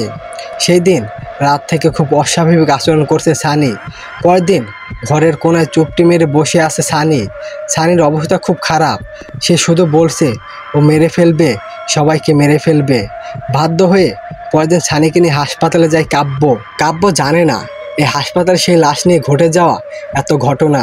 যে লাশ নিয়ে আতঙ্কে আছে সবাই, সেই লাশ কে বিয়ে করবে, ঘর সংসার করছে কাব্য। কাব্য ডাক্তার নন্দিতার সাথে সাক্ষাৎ করে। সানিকে ডাক্তার নন্দিতার কাছে নিয়ে যায় কাব্য। ডাক্তার নন্দিতা সানিকে দেখে বলে ওনাকে ভর্তি করুন। কাব্য সানিকে ভর্তি করে রেখে চলে যায়। ডাক্তার নন্দিতা সানির কাছে গিয়ে জিজ্ঞাসা করে, আপনার কি সমস্যা? তখন সানি বলে, কাল রাতে ওই মহিলা এসেছিল, সবাইকে মেরে ফেলবে। সাদা শাড়ির আঁচলে মাটিতে গড়াতে গড়াতে হেঁটে যাচ্ছিল। ওর মুখটা ঘুরে আমার দিকে তাকিয়েছিল। ওর কপালে এত বড় লাল একটা টিপ, লিপস্টিকগুলো অনেক জর্জের ছিল, খুব ভয়ঙ্কর দেখতে। ও আমাকে বলেছিল মাংস খাবে, মাংস না খেলে ক্ষুধা মিটবে না। ডাক্তার নন্দিতার কাছে ব্যাপারটা কেমন সন্দেহ লাগে। এই মাংস খাওয়ার ব্যাপারটা শুনে বুঝতে পারে এটা কার কাজ। ডক্টর নন্দিতা ব্যাপারটা বুঝতে পারে আসলে কি হচ্ছে। ডাক্তার নন্দিতা এসআই শুভকে ফোন দেন। ফোনের ওপাশ থেকে এসআই শুভ বলে, জি আত্মা বলেন। ডাক্তার নন্দিতা বলে, আত্মা মানে? আমি এখনও কনফিউজ, আপনি মানুষ নাকি আত্মা? ডাক্তার নন্দিতা বলে, আমি মানুষ হই আর আত্মাই হই, আপনার ঘাড় মটকাবো না, আপনি নিশ্চিন্তে থাকুন। সিরিয়াসলি আপনি আমার ঘাড় মটকালেই শান্তি। আপনার ঘাড় মটকাতে পারে এমন একজন আত্মার সন্ধান আমি পেয়েছি, আপনি একটু আসুন প্লিজ। আধা ঘন্টা পর এসআই শুভ হাসপাতালে পৌঁছে যায় আর ডাক্তার নন্দিতা রুমে যায়। আমাকে এমন জরুরিভাবে ডেকেছেন ম্যাম? আপনার হেল্প চাই এবং আপনাকে হেল্প করতে চাই। কিভাবে? আপনি যে বেলাল হত্যার সহ লাশের উধাওয়ের কেসটা নিতে ইনভেস্টিগেশন করেছেন, আমি সেই ব্যাপারে কথা বলতে চাই। এমন আরও একটি কেস আপনার হাতে আসবে অফিসার, আপনি শিওর আসবে? হ্যাঁ, এই জন্যই আমার সন্দেহ আপনি মানুষ নাকি আত্মা। নন্দিতা শান্তভাবে হেসে বলে, আমাদের এই ঘটনা আটকাতে হবে অফিসার। নিরীহ অনেক মানুষ মারা যাচ্ছে, তাদের বাঁচাতে হবে, কিন্তু কিভাবে? গুলি করলে কি আত্মা মরবে? মজা করছেন? সিরিয়াস নিয়ে কথা বলছি আমরা। শুভ বলে, দেখুন আমার ব্যাপারটা নিয়ে চিন্তিত, আসলে কিভাবে কি করি ভেবেই পাচ্ছি না। নন্দিতা বলে, আসুন আমার সাথে। হসপিটাল করিডোরে দাঁড়িয়ে পায়চারি করছে মিম। এমন সময় খেয়াল করে একজন স্মার্ট শান্তশিষ্ট ছেলে তার দিকে তাকিয়ে আছে। মিম অনেকক্ষণ ধরে দেখছে ছেলেটা তার দিকে তাকিয়ে বারবার তাকাচ্ছে। মিম ছেলেটার কাছে এগিয়ে গিয়ে বলে, আপনি কি এখানে রোগী নাকি রোগীর পক্ষ কেউ? রোগীর পক্ষে কেউ ছিলাম, কিন্তু আপনাকে দেখায় রোগী হয়ে গেছি। আমাকে দেখে রোগী হয়ে গেছেন মানে? সেটা আবার কেমন রোগ? ভয়ঙ্কর সুন্দরী মেয়ে দেখলে আমি অসুস্থ হয়ে পড়ি। অদ্ভুত এমন কথা তো আমি আগে কখনো শুনিনি। আমি ছাড়া তো এমন কথা কেউ বলার কথাও নয়। মিমের মারাত্মক সন্দেহ হচ্ছে ছেলেটির কথাবার্তা শুনে। ছেলেটি মিমের দিকে তাকিয়ে অত্য হেসে হেসেই যাচ্ছে। মিম তাকালেই আবার নিজের হাসি কন্ট্রোল নিয়ে নিচ্ছে। মিম বলছে, এক্সকিউজ মি, আপনি মানুষ নাকি কোনো ভয়ঙ্কর আত্মা? আমার মারাত্মক সন্দেহ হচ্ছে। ছেলেটা খানিকটা দূরে সরে যায়। কি আপনি একজন আত্মা? আমি এতক্ষণ আত্মার সাথে কথা বলছিলাম। মিম বলে, আমি আত্মা মানে? এই যে হ্যালো, আপনার নাম কি?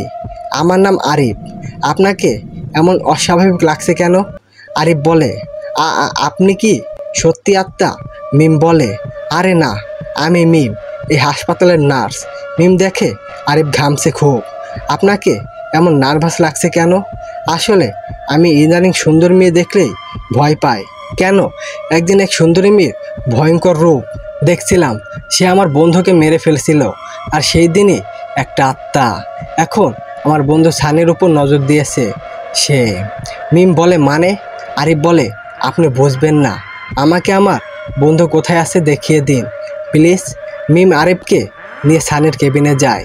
সানি উদ্দরের মতো আচরণ করছে। সানি ঘুমিয়ে আসছে। আরিফ আস্তে আস্তে গিয়ে সানির পাশে বসে। সানি, সানি বলে ডাকে। আস্তে আস্তে সানি তার চোখ খোলে। আরিফ সানির চোখের মাঝে ভয়ঙ্কর কিছু দেখতে পায়। আরিফ দেখতে পায় সেই দিনে সেই ভয়ঙ্কর মহিলাটি সানির হৃদয়স্পন্দর ভিতরে হাত বড় বড় নখগুলো ঢুকিয়ে দিয়ে কলিজা সহ হৃদয়স্পন্দর বের করে এনেছে। হুবহু বেলার সাথে যেমনটা দেখেছিল। আরিফ প্রচুর ভয় পেয়ে যায়, গিয়ে দরজায় ছিটকে গিয়ে পড়ে। সাথে সাথে এসআই শুভর সাথে ধাক্কা খায়। ওই সময়ই সানির কেবিনে প্রবেশ করে এসআই শুভ আর ডাক্তার নন্দিতা। প্রায় দুজনেই আরিফকে ধরে আরিফকে কেমন একটা অস্বাভাবিক আচরণ করছে। চোখে মুখে প্রচুর ভয় কাজ করছে। শুভ বলে, আপনার কি হয়েছে? এভাবে চিৎকার দিলেন কেন? আরিফ বলে, সেই ভয়ঙ্কর মহিলা এখানে আছে, সেখানে উপস্থিত আছে। ও সানিকে মেরে ফেলবে, ও সানিকে মেরে ফেলবে। শুভ বলে, কে মেরে ফেলবে? আপনি কিভাবে শিওর হচ্ছেন যে সে সানিকে মেরে ফেলবে? তখন আরিফ বলে, সেদিন বিলাল মারা যায়, তার পরের দিন সকালে আমার ফোনে একটা ভিডিও আসে। সেই ভিডিওতে আমি দেখছিলাম একটা মহিলা বেলালের দরজায় হাত দিয়ে টোকা দিচ্ছিল, আর বেলালের হাত দিয়ে আস্তে আস্তে দরজাটা খুলে দিচ্ছিল। তারপরেই ওই মহিলা ওর ভয়ঙ্কর রূপ বার করে ওর হাতের নখগুলো আস্তে আস্তে অনেক বড় হতে থাকে, আর একটা সময় অনেক বড় হয়ে যায়। তারপর সেটা বেলালের বুকের মাঝে ঢুকিয়ে দিয়ে তার কলিজা বের করে আনে। তারপর বিভ্রষ্টভাবে খাচ্ছিল। আমি যখন ভিডিওটা আপনাদের দেখানোর চেষ্টা করি তখন দেখি ভিডিওটি ডিলিট হয়ে গেছে। তখন আমি আরও ভয় পেয়ে যাই। আমার হাতে প্রমাণ নেই বলে আমি কাউকে কিছুই বলি নাই। আমি এটাকে একটা প্যারানর্মাল মানেই মনে করি। এতদিন চুপচাপ ছিলাম, কিন্তু আজ হুবহু ঘটনা আমি সানের চোখের মনির মাঝে দেখতে পাচ্ছি। সেই ভয়ঙ্কর মহিলা সানের বুকের মাঝে বড় বড় নখ ঢুকিয়ে দিয়ে তার হৃদয় স্পন্দন বের করে খাচ্ছিল। আপনারা দেখুন, দেখা যাচ্ছে। ডক্টর নন্দিতা এসআই শুভকে বলে, মিস্টার শুভ, আপনি অনেক ইন্টেলিজেন্ট ট্যালেন্টেড একজন মানুষ। আপনি চাইলে এইসব সমস্যার সমাধান করতে পারেন। এসআই শুভ বলে, আপনি পাশে থাকলে আমি সব পারবো। এসআই শুভ ডাক্তার নন্দিতাকে বলে, ডাক্তার, কয়েকটা ঘটনার পর মেলাতে কিন্তু সব ঘটনা এক জায়গায় হচ্ছে না। নন্দিতা বলে, কোন ঘটনা অফিসার? তখন শুভ বলে, দেখুন, বেলালের মৃত্যুর রহস্য কেউ জানতো না। কিভাবে বেলাল মারা গেছে সেটা কেউ বুঝতেও পারেনি, কিন্তু ওর মৃত্যুর একটা ভিডিও আরিফকে পাঠানো হয়েছে। এদিকে আবার সানির চোখের মাঝে আরিফই সেম ঘটনা দেখতে পাচ্ছে। বেলাল, আরিফ, সানি তিনজনেই কিন্তু বন্ধু। দেখুন, বেলালের মৃত্যুর রহস্য ভিডিও অন্য কারোর কাছে কিন্তু যায়নি, বেলালের বন্ধুর কাছে এসেছে। তার মানে আরিফকে কিছু ইঙ্গিত করার চেষ্টা করছে। তার মানে পরবর্তী টার্গেট ইশারা কিন্তু সে আগেই করে রেখেছে। এখন আবার আরিফের চোখে সানির মৃত্যুর পূর্বাভাস দেখা যাচ্ছে। নন্দিতা এই আত্মার সাথে ওদের তিনজনের কোনো না কোনো কন্ট্রোল আছে, কোনো না কোনো সম্পর্ক আছে, যে সম্পর্কের জন্য ওদের সাথে প্রতিশোধ নেওয়ার চেষ্টা করছে, এটা আমি শিওর। কিন্তু ঘটনা হচ্ছে এই আত্মা এদের তিনজনকে মেরে শান্ত হবে নাকি এরপরেও সে আরও খারাপ কিছু ঘটাবে। আসলে তার প্ল্যান ঠিক কতদূর পর্যন্ত, এই বিষয়টা আমাদের শিওর হতে হবে। বেলালকে টার্গেট করেছে, শানিকে টার্গেট করেছে, কাল হয়তো আরিফকেও টার্গেট করবে। একটা জিনিস খেয়াল করে দেখেছেন, আমরা ভেবেছিলাম হাসপাতাল থেকে লাশ কেউ চুরি করে নিয়ে এসে গেছে, কিন্তু দেখুন লাশ চুরি হওয়ার পর থেকেই এসব ঘটনা ঘটছে। এমন তো হতে পারে এই লাশটা নিজের ইচ্ছাকৃতভাবে এখান থেকে চলে গেছে। তখন নন্দিতা বলে, সিসিটিভি ফুটেজে এখন ক্লিয়ার একটা ছেলে প্রবেশ করে, ওই লাশটা খুলেছিল, কিন্তু অদ্ভুতভাবে তারপরে আর কোনো ফুটেজ পাওয়া যায় নাই। আবার তারপর থেকে বাকি ফুটেজগুলো আছে, লাশটা উদয় হওয়ার যাওয়ার পর ওইটুকু সময় ফুটেজ পাওয়া যায়নি। কাব্য আর তার বন্ধুদের অভ্যাস রোজ মদ পান করা, আজও তাই করেছে। মাতাল অবস্থায় তনয় গিয়ে কাব্যর স্ত্রীর উপর ঝাঁপিয়ে পড়ে। কাব্য তখন নেশায় আসক্ত। তনয় যখন ফজুর উপর ঝাঁপিয়ে পড়ে, ফজু তখন পাথর মুক্তির মতো শক্ত হয়ে থাকে। তনয় হাজার চেষ্টা করেও নাতে পারে না। তনয় উপায় না পেয়ে রুম থেকে বেরিয়ে যাওয়ার চেষ্টা করে, সাথে সাথে ফজু হাত টেনে ধরে তনয়ের। কোথায় যাচ্ছ তনয়, আমার কাছে এসো তনয়। তনয় তাকিয়ে দেখে তার পরিচিত একটা মেয়ে। এ কি, তুমি এখানে? আমাকে ভুলে গেছো তনয়? তুমি এখানে কিভাবে? তোমাদের খুঁজতে খুঁজতে এসেছি তনয়। তনয় ফজুর ভয়ঙ্কর রূপ দেখে চিৎকার মেরে দৌড় দিয়ে বলে, কাব্য, এ তো সেই মেয়ে, ওই মেয়ে কিভাবে আসলো? তনয়ের চিৎকারে কারো ঘুম ভাঙে না, কারণ নেশায় আসক্ত থাকে তখন সবাই। তনয় হাজারো চিৎকার করেও কাউকে জাগিয়ে তুলতে পারছে না। তনয় তার বন্ধুদের অনেক ডাকাডাকি করে, ডেকে তোলার চেষ্টা করে, কিন্তু নেশায় আসক্ত অবস্থায় কারো হুঁশ থাকে না। তনয়ের ডাকে কেউ সাড়া দেয় না। রাতটা তনয়ের কাছে বিভ্রস রকম আর ভয়ঙ্কর একটি রাত। পরের দিন সকালে তনয় কাব্যকে বলে, ভাই, তুই এটা কাকে বিয়ে করে নিয়ে এসেছিস? কাব্য বলে, এখনো কি গাঞ্জা খাইছিস নাকি? কাল রাতে নেশা করে এখন নেশা কাটেনি তাই না? তনয় বলে, ভাই, গত রাতে আমি সেই মেয়েটাকে দেখেছি, আর তোর স্ত্রী মনে হয় সেই মেয়েটাই। কাব্য বলে, কোন মেয়েটা? তনয় বলে, যে মেয়েটার সাথে চিটিং করেছিলাম, ভুলে গেছি সেই রাতের ঘটনা। কাব্য বলে, ভাই, একটা মৃত মেয়ে কখনো বেঁচে উঠতে দেখিনি। ইতিহাসে এমন ঘটনা কখনো ঘটেনি। তাছাড়া তুই আমার স্ত্রীর মাঝে ওই মেয়েটাকে কিভাবে খুঁজে পেয়েছিস আমি তো বুঝতেই পারছি না। কাব্য বলে, ভাই, ভুলে যা ওই ঘটনা, এখনও মনে রেখেছিস কেন ওই সামান্য ঘটনাটা? কাব্য বলে, ভালোভাবে তাকিয়ে দেখ, এটা ফজু আমার স্ত্রী, আর তুই কার সাথে মিলাচ্ছিস? তখন ফজু এগিয়ে এসে বলে, উনি কার সাথে আমাকে মিলাচ্ছে? উনি গত রাতেও আমাকে এমন কিছু বলেছে। আমাকে নিয়ে কি আপনার বন্ধুদের কোনো সমস্যা হচ্ছে? তাহলে বলুন, আমি এখান থেকে চলে যাই। তনয় বলে, আরে না না ভাবি, আসলে আমরা একটু মিস্টেক হয়েছে, প্লিজ কিছু মনে করবেন না।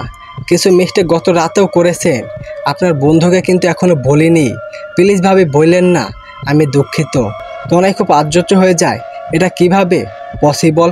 কার রাতে সেও দেখেছে ফজুর ভিতর থেকে সেই মেয়েটা উঠে আসতে, কিন্তু এখন তো দেখছে এটা ফজুই। তনয় নিজেই বলে, মনে হচ্ছে নেশার ঘরে ভুলভাবে দেখেছি বিষয়টা, স্বাভাবিকভাবেই নিল তনয়। পরের দিন রাতে হাসপাতাল থেকে সানি উধাও হয়ে যায়, কোথাও খুঁজে পাওয়া যাচ্ছে না। সানিকে উধাও হতে দেখে সবার মনে প্রচুর ভয় বাসা বাঁধে, কারণ সবাই এটা শিওর ওই আত্মাটাই সানিকে নিয়ে গেছে। বাসায় কেউ নেই। তনয় দেখে কিছু একটা কটমট করে সাউন্ড হচ্ছে, কিছু চিবিয়ে খাওয়ার সাউন্ড, কেউ হাড্ডি খাচ্ছে। তনয় খেয়াল করে ফজুর রুম থেকে সাউন্ডটা আসছে, সাউন্ডটা যেন বেড়েই চলছে। তনয় স্থির থাকতে পারছে না, সে ফজুর রুমে প্রবেশ করে, দেখে ফজুর মুখে রক্ত লেগে আছে। সন্ধ্যায় চারিদিকে অন্ধকার ঘনিয়ে এসেছে, বাইরে ঝিঝি পোকা ডাকছে। তনয় খেয়াল করে পচা মাংসের গন্ধ বের হচ্ছে। তনয় বলে, ভাবি, আপনার মুখে রক্ত কিসের? ফজু বলে, এটা রক্ত না, টমেটোর সস লেগে আছে। ফজু বলে, কিছু বলবার? তনয় বলে, না, এমনি এলাম।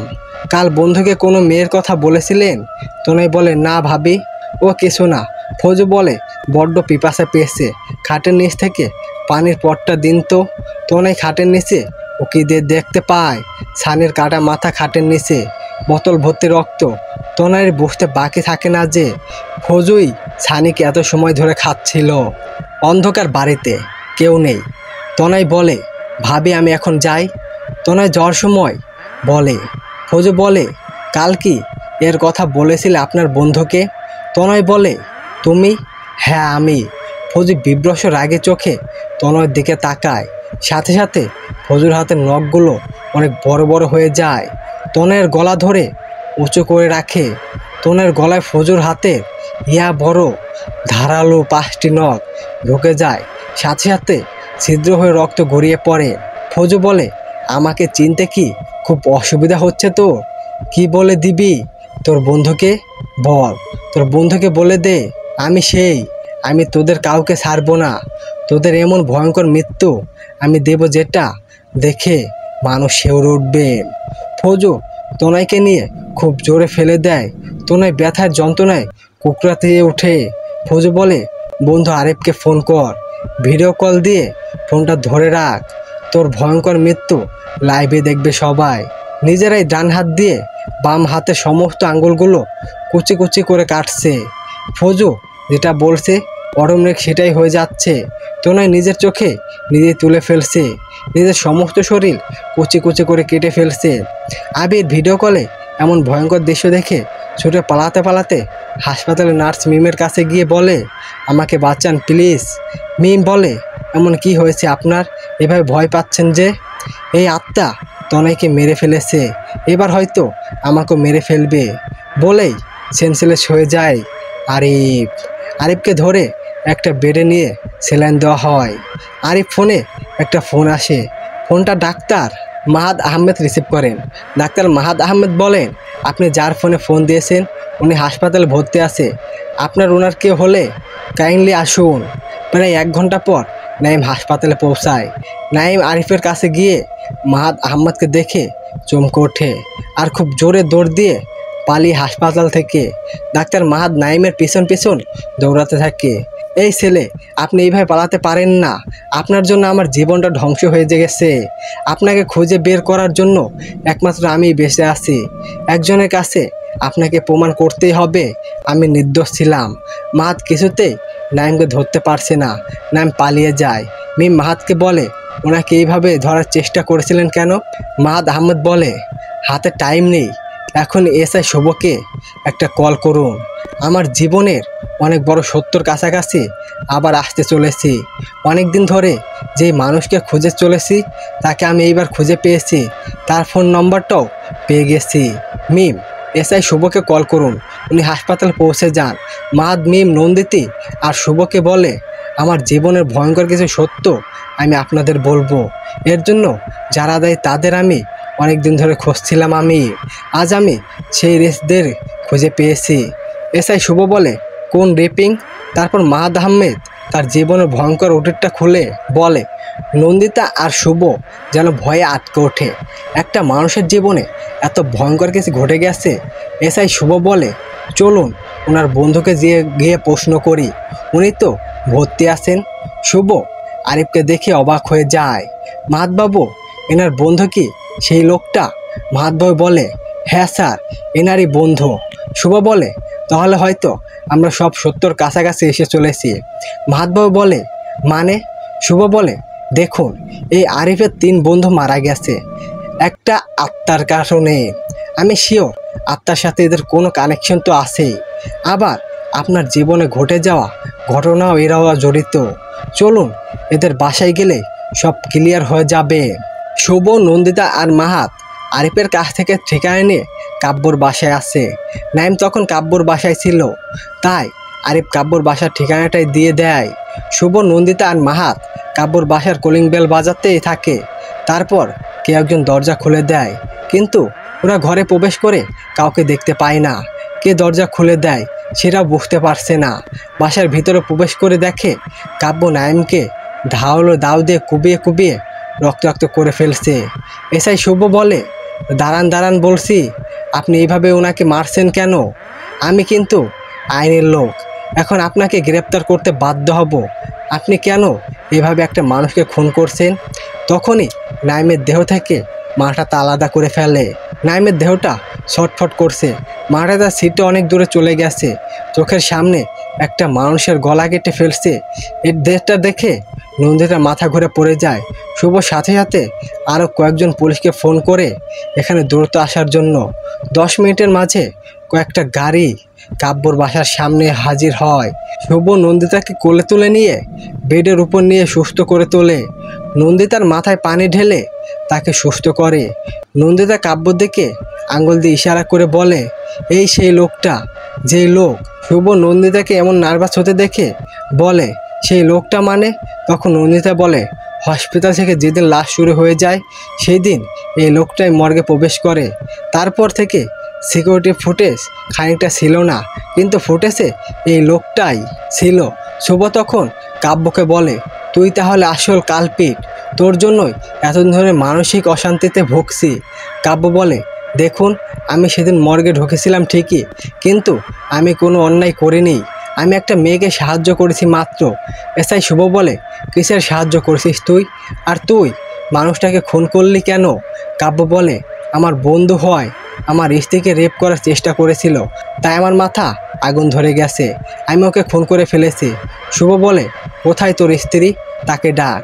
এদিকে কাব্য সারা বাড়ি খুঁজে খুঁজে কোথায় ফৌজকে খুঁজে পায় না। শুভ বলে, তুই মর্গে ঢোকার পর থেকে একটা লাশ মিসিং, বল কি করেছিস সেই লাশ? বলে, মর্গে আমি প্রবেশ করেছিলাম ঠিকই, কিন্তু আমি কোনো লাশ চুরি করিনি। সেদিন আমি প্রচুর নেশায় আসক্ত ছিলাম, ভুলে আমি মর্গের রুমে প্রবেশ করে ফেলেছিলাম। সেদিন একটা ধবধবে সাদা চামড়া দেখে আমার মাথা ঠিক ছিল না, আমি ওর শরীরের উপর ঝাঁপিয়ে পড়ছিলাম, কিন্তু কিছুক্ষণ পর দেখি লাশটা জীবিত হয়ে উঠছে। আমি ভয় পেয়ে ওখান থেকে ছুটে পালানোর চেষ্টা করি। তারপর ও আমার কাছে সাহায্য চায়, আমাকে বলে, প্লিজ আমাকে সাহায্য করুন, আমাকে এরা এখানে আটকে রেখেছে। তখন ওর কাকুতি মিনতি দেখে আমার মায়া হয়। তখন আমি ভাবি, ঠিকই তো, মৃত মানুষ তো আর কখনো বলতে পারে না, এই মেয়েটাকে হয়তো সত্যি এখানে আটকে রাখা হয়েছে। তখন আমি ওকে বলি যে চলো তোমার বাসায় তোমাকে পৌঁছে দিই। তখন ও আমাকে বলে বিয়ে করার জন্য। রূপে আমি এমনিতেই মুগ্ধ হয়ে গেছিলাম, তাই একবার বলতেই আমি ওকে বিয়ে করে নিয়েছিলাম, এই বাড়িতে নিয়ে এসেছিলাম। এটা ছাড়া আমি কোনো লাশ চুরি করিনি। নন্দিতা বলে, ও মাই গড, আপনি ওকে বিয়ে করেছেন? আপনি জানেন আপনি কত বড় বিপদের সাথে করে নিয়ে এসেছিলেন? আপনি এখানে বেঁচে আছেন, এটা তো অনেক বড় ভাগ্যর ব্যাপার। কাব্য বলে, মানে? তখন শুভ বলে, ওটা কোনো সাধারণ লাশ ছিল না, ওটা একটা ভয়ঙ্কর আত্মা ছিল। হাসপাতালে কতগুলো মানুষকে জীবিত অবস্থায় তাদের কলিজা বের করে খেয়েছে। কোনো আইডিয়া আছে আপনার? আপনি এতদিন কার সাথে বসবাস করেছেন? কাব্য বলে, মানে? আপনি এটা কি বলেছেন? ও আসলে মানুষ ছিল না? নন্দিতা বলে, না, ও কোনো সাধারণ মানুষ ছিল না, অন্তত ভয়ঙ্কর আত্মা ছিল, সামনে যাকে পায় তাকেই খেয়ে ফেলে। কাব্য বলে, এর জন্যই ওর বিয়ের দিন আমার বন্ধু বিলাল মারা যায়, তনয়, সানি, ওরাও মারা যায়। অবশ্যই আমাদের আরিফ বলেছিল ও খারাপ কিছু দেখেছে, ওর কাছে ভিডিও গিয়েছিল, সেটা আমরা ওর নেশার ঘরে ভুলভাল ভাবে হেসে উড়িয়ে দিয়েছিলাম। আরিফ তাহলে ঠিকই বলেছিল। কাব্য বলে, আপনার প্লিজ আমাকে বাঁচান, আমার বন্ধুদেরকে মেরে ফেলেছে, তার মানে আমাকে মেরে ফেলবে। শুভ বলে, আর তা না হলেও আইন আপনাকে ছাড়বে না, আপনি আপনার নিজের বন্ধুকে কুপিয়ে খুন করেছেন, আপনি একজন খুনি। এইদিকে মাহাত বলে, মিস্টার কাব্য, আপনার জন্য আমি আজও নিজেকে নিরপরাধ প্রমাণ করতে পারলাম না। আপনার এই বন্ধু নাইম এখানে অনেক বড় একটা রহস্য, যার জন্য আমার জীবনটা ছারখার হয়ে গেছে। কাব্য বলে, কোন রহস্যের কথা বলছেন? তখন মাহাত বলে, অনেক দিন আগে পাহাড়ের এলাকায় আমি গিয়েছিলাম, সেখানে একটি মেয়ে ছিল, আপনার এই বন্ধু নাইম ওই সেখানে ছিল, সে দলের সাথে যুক্ত ছিল, তাই আমি মেয়েটাকে বাঁচাতে পারিনি, আমাকে ভুল বুঝে সেখান থেকে নিয়ে এসেছিল। কাব্য বলে, আচ্ছা, তার মানে আপনি সেই দিন ওইখানে গিয়েছিলেন? তখন এসআই শুভ সন্দেহের দৃষ্টিকে কাব্যর দিকে তাকায় আর বলে, আপনি ছিলেন মানে কি? ঘটনা তাহলে আপনিও জড়িত ছিলেন? আপনিও কিছু জানেন না বলে কি এমন ঘটনা ঘটেছিল? আমাদের খুলে বলুন। তখন কাব্য বলে, ওই পাহাড়ি এলাকায় আমার বন্ধু আরিফ, তনয়, নাইম, বেলাল আমরা সবাই ঘুরতে গেছিলাম। ওইখানে গিয়ে একটা মেয়ের সাথে পরিচয় হয়। মেয়েটিকে দেখে আমরা ভালো লেগে যায়। মেয়েটিকে আমরা ভুলভাল বুঝিয়ে বটগাছের নিচে গিয়ে নিয়ে গেছিলাম। মেয়েটি যখন সাহায্যের জন্য চিৎকার করছিল তখন আমরা ওর জিহ্বাটা কেটে দিই যাতে কথা বলতে না পারে। হাত পা কেটে দিয়েছিলাম যাতে চিৎকার না করতে পারে। মেয়েটির কাটা হাত পা নিয়ে অসুস্থ যন্ত্রণায় ভোগ করছিলাম। আমরা মেয়েটাকে রেপ করে মাটির নিচে পুঁতে রেখেছিলাম। এসআই শুভ বলে, আপনার মানুষ নাকি জানোয়ার বলুন তো, একটা মেয়েকে এইভাবে অত্যাচার করেছিলেন? মাহাত বলে, এই জানোয়ারদের হাত থেকে আমি মেয়েটাকে বাঁচাতে পারিনি বলে মেয়েটা আমাকে ভুল বুঝে আমার পরিবার সহ খুন করে ফেলেছে। তাকে আমি খুব ভালোবেসেছিলাম। শুভ কাব্যকে ধরে নিয়ে আরিফের কেবিনে যায়। সেখানে গিয়ে দেখে আরিফ আর মিম দুজনেই মৃত। শুভ বলে, হয়তো আরিফকে বাঁচাতে গিয়ে মিম নিজের প্রাণ দিয়েছে। নন্দিতা বলে, আমরা সবাই আজ এখানে থাকবো, এই আত্মা আজ এখানে আসবে। ওর দেহটা আমার কাব্যর বাসায় পেয়েছি, সেখান থেকে আবার হাসপাতাল নিয়ে এসেছি। মাহাত, কাব্য, শুভ আর নন্দিতা অপেক্ষা করছে ফজর জন্য। রাত 12টার দিকে প্রচণ্ড ঝড় হাওয়া বইছে। রুমের লাইটগুলো ঠাস ঠাস করে ভেঙে যায়। রুমে ভয়ঙ্কর রূপ নিয়ে প্রবেশ করে ফজু। রুমে প্রবেশ করতে কাব্যর গলা ধরে উঁচু করে আছাড় মারে। কাব্যর মাথাটা ফেটে যায়। কাব্য নিজের প্রাণ ভিক্ষা চায় ফজুর কাছে, কিন্তু ফজুর অত্যাচার আরও বাড়িয়ে দেয়। কাব্যর ভেতরটা বার করে ঢালু দা দিয়ে কেটে ফেলে। কাব্যর হাত পা কেটে ফেলে। কাব্যর বুকে তার ধারালো নখ ঢোকে হৃদয় স্পন্দন বের করে নিয়ে আসে। কাব্যর পেটের সব নাড়ি ভুড়ি বের করে নিয়ে আসে। ভয়ঙ্করভাবে কাব্যকে মেরে ফেলে। মাহাত ফজুর দিকে তাকিয়ে বলে, আমাকে মেরে ফেলো, কষ্ট নেই, কিন্তু সেদিন আমার দোষ ছিল না। ফজু বলে, তোর জন্য আমি বাঁচতে পারিনি, তাই তোকেও বাঁচতে দেব না। ফজু মাহাতকে মেরে ফেলে। বাকি থাকে শুভ আর নন্দিতা। ফজু শুভকে মারতে যাবে, ঠিক তখনই নন্দিতা বলে, প্লিজ ওনাকে ছেড়ে দাও, তুমি আমাকে মেরে ফেলো। ফজু বলে, পুলিশ যদি উপযোগী শাস্তি দিত তাহলে আজ দেশে আমার মতো কোনো মেয়ে ধর্ষিত হতো না। এরা টাকা খেয়ে সত্যকে চাপ দিয়ে দেয়। নন্দিতা বলে, উনি এরকম নয়, ওনাকে মাফ করে দাও প্লিজ। ফজুর আত্মা বলে, শুধুমাত্র এই খারাপ মানুষদের জন্য আমি আজ পিশাচিনী হয়েছি। ওরা আমার জিভ কেটে দিয়েছিল যাতে কথা না বলতে পারি। আমি সব প্রতিশোধ নিয়েছি। আবার কোনো অন্যায় দেখলে আমি আবারও ফিরে আসব। ফজুর আত্মার সাথে সাথে বিলীন হয়ে যায়, কিন্তু তারপরেই হঠাৎ করে শুভকে পেছন থেকে কেউ আঘাত করে। শুভর মাথায় এক আঘাতেই শুভ মারা যায়। মারা যেতে যেতে শুভ নন্দিতাকে বলে, আত্মাদের নিয়ে ইনজেকশন করতে করতে আত্মাই হয়ে আমার প্রাণ গেল। তবে একটা সত্য কথা, আপনাকে আমি খুব ভালোবাসি ডাক্তার নন্দিতা। নন্দিতার হাতে উপর মারা যায় শুভ। নন্দিতা পেছনে ঘুরে দেখে আরেকটি আত্মাটা নন্দিতাকে মারতে যাবে, ঠিক তখনই ফজুর আত্মা ওর আত্মাটাকে বিলীন করে দেয় আর বলে, নন্দিতা, এটা বেলালের খারাপ আত্মা ছিল, আর কোনো আত্মাই এসে তোমাকে বিরক্ত করবে না, আমি আটকে দেব সবাইকে। শুভর কবরে ফুল দেওয়ার সময় আজ নন্দিতার চোখে পানি। আজও নন্দিতা বিয়ে করেনি। কেটে গেছে 10টা বছর। নন্দিতা, শুভ, মাহাত, মিম, সানি, আরিফ, কাব্য, নাইম, তনয় সবার কবরেই এই দিনে ফুল দিতে আসে। আজ নন্দিতা সেই ভয়ঙ্কর দিনগুলোর কথা খুবই মনে পড়ছে। সমাপ্ত। পুরো গল্পটার সাথে যারা ছিলেন সবাইকে অসংখ্য ধন্যবাদ। পুরো গল্পটা কেমন লেগেছে আশা করি কমেন্টে জানাবে। আর আমাদের চ্যানেল নতুন হয়ে থাকলে আমাদের চ্যানেলটাকে সাবস্ক্রাইব করে পাশে থাকবেন এরকম নতুন নতুন ভিডিও পেতে। সবাই ভালো থাকবেন, সুস্থ থাকবেন। আল্লাহ হাফেজ।